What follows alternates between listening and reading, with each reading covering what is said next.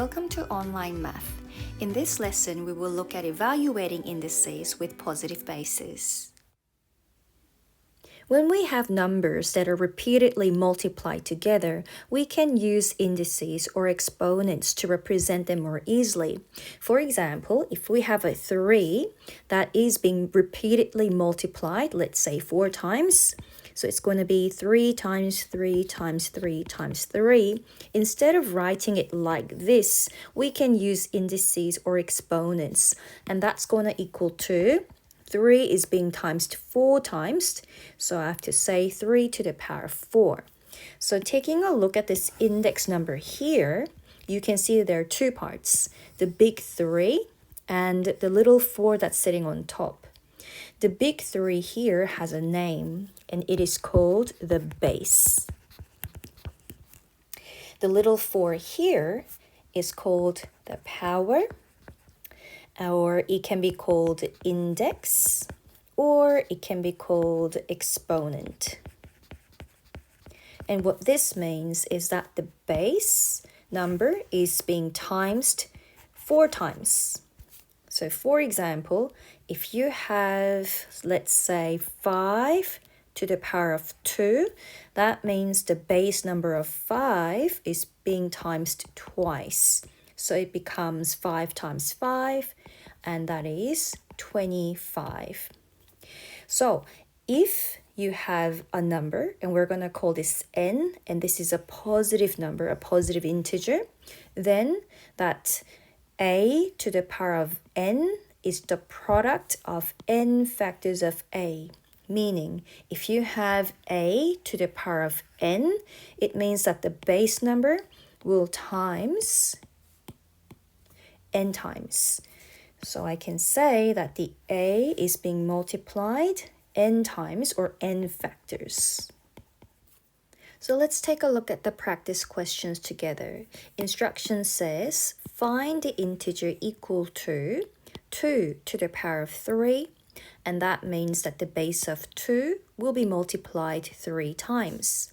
So I can write this as 2 times 2 times 2, and that equals to 8, because 2 times 2 is 4, and 4 times 2 is equal to 8.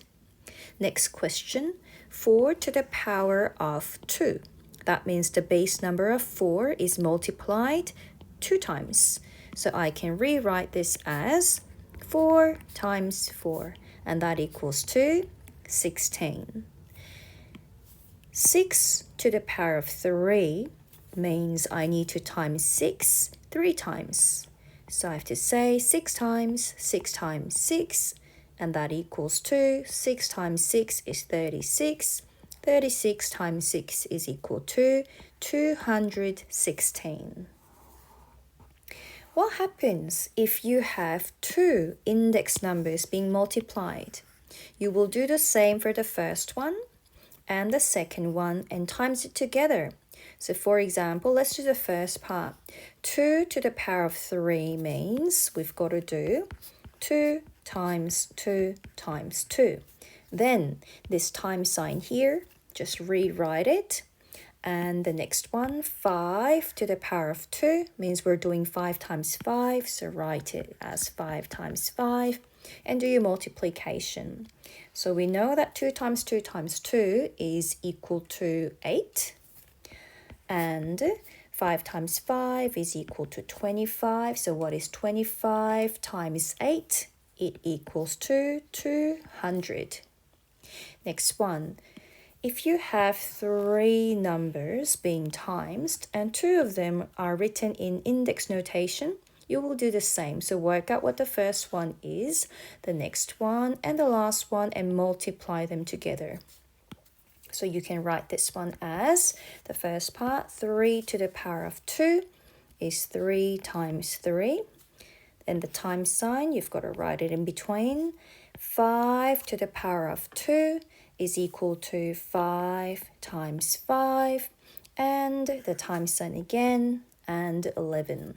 So work out what it is, and 3 times 3 is equal to 9, and 5 times 5 is equal to 25, and times 11 and times them all together, and you will get 2,475.